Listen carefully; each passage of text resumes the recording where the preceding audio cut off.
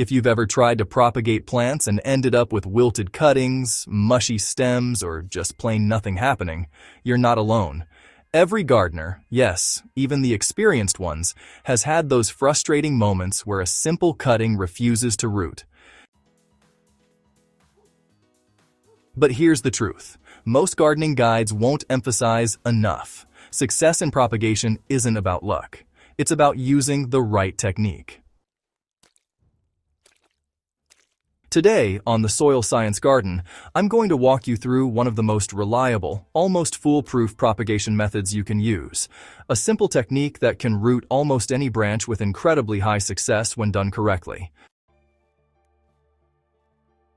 This isn't theory. This is practical, soil-based, plant physiology-backed gardening that works in real conditions. Let's get into it. Now, before we jump into the technique, it's worth understanding why propagation often fails in the first place.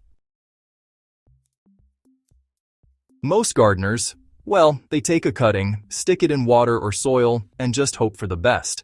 Sometimes it works, but honestly, often it doesn't. That's because the cutting is under stress. It has no roots, it's losing moisture through its leaves, and it's trying to heal and grow at the same time. The biggest problems are dehydration, infection, and poor rooting conditions. The technique I'm about to show you solves all three at once.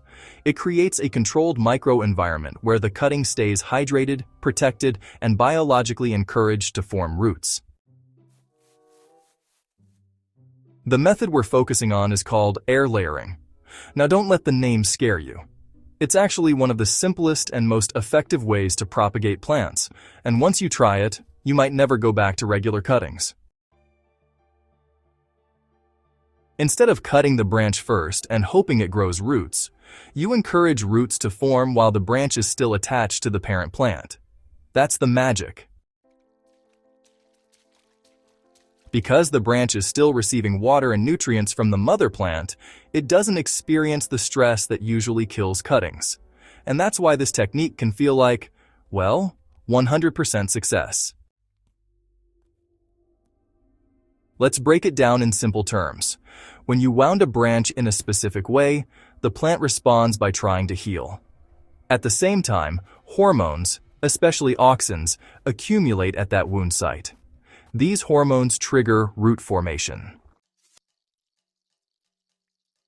Now, if you provide moisture and darkness at that exact spot, roots begin to develop right there on the branch. You're essentially telling the plant, grow roots here while you're still alive and thriving. This gives you a huge advantage over traditional propagation. Air layering works best on woody plants like fruit trees and shrubs, ornamental plants like roses and hibiscus, indoor plants like rubber plants and fiddle-leaf figs, and also vines and climbers. It's especially useful for plants that are hard to root from cuttings. If you've struggled with propagation before, this is your reset button. Let's walk through this like we're in the garden together. Step 1. Choose the right branch. Start by selecting a healthy, semi-hardwood branch. It shouldn't be too soft and green, and not too old and woody either.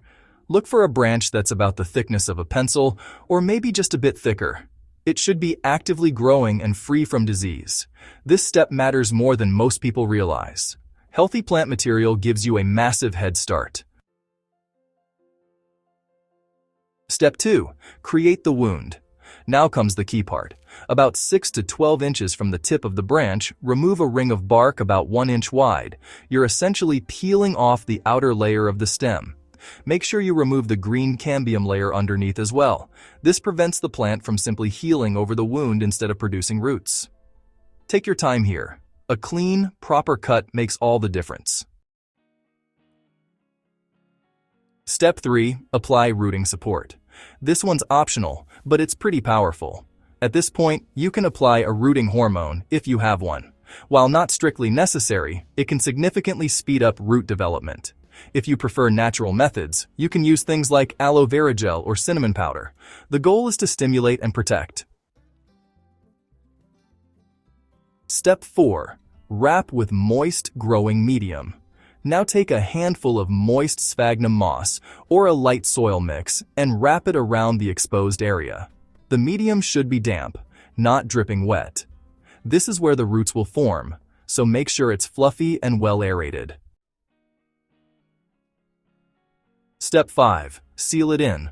Wrap the moss with plastic wrap or a small plastic bag. Then, secure both ends tightly with string, twist ties, or tape. What you've just created is a mini greenhouse right around the wound. It holds moisture, blocks excess light, and, well, creates the perfect environment for roots to grow. Step 6. Wait and watch. Now comes the easiest part: waiting. Depending on the plant and the conditions, you'll start seeing roots in about 2 to 6 weeks. You can gently check by looking through the plastic. When you spot a good mass of roots forming, you're ready for the final step. Step 7. Cut and plant. Once the roots are well developed, cut the branch just below the rooted area. Carefully remove the plastic, keeping the root ball intact. Plant it in a pot with well-draining soil, water it thoroughly, and keep it in a shaded area for a few days while it adjusts. Congratulations, you've just cloned your plant successfully. Let's talk about why this works so consistently. When you use air layering, the branch never experiences the shock of being separated from its water source. It continues to receive nutrients and hydration from the parent plant while developing roots. This eliminates the biggest failure point in traditional propagation. You're also creating an ideal rooting environment: constant moisture, oxygen, and protection. From a soil science perspective, you're optimizing all the key variables at once. That's why success rates are so high. Even though this method is simple, a few small mistakes can reduce your success rate. One common issue is not removing enough of the cambium layer. If it's left intact, the plant may heal instead of rooting. Another mistake is letting the moss dry out. If the medium loses moisture, root formation can stop completely. Overwatering can also cause rot, so balance is key. And finally, impatience.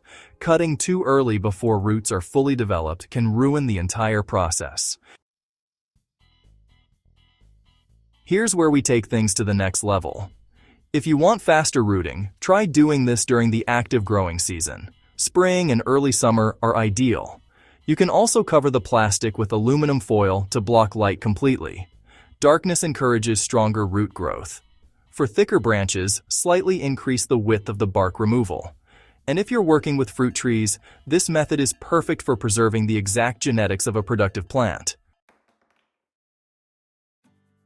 Whether you're a beginner or someone with years of experience, air layering gives you control. You're not guessing anymore. You're guiding the plant through a process that aligns with its natural biology.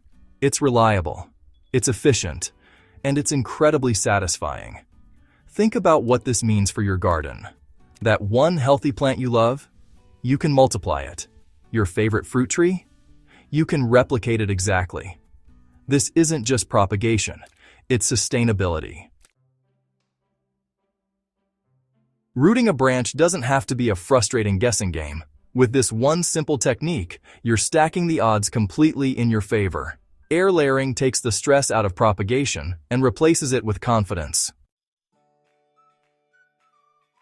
If you found this helpful and want more practical, science-backed gardening techniques like this, make sure you subscribe to The Soil Science Garden. Share this with a fellow gardener who's struggled with cuttings. This might be the breakthrough they've been waiting for. And if you try this method, don't keep it to yourself. Come back and share your results, because in this garden, we grow smarter, together.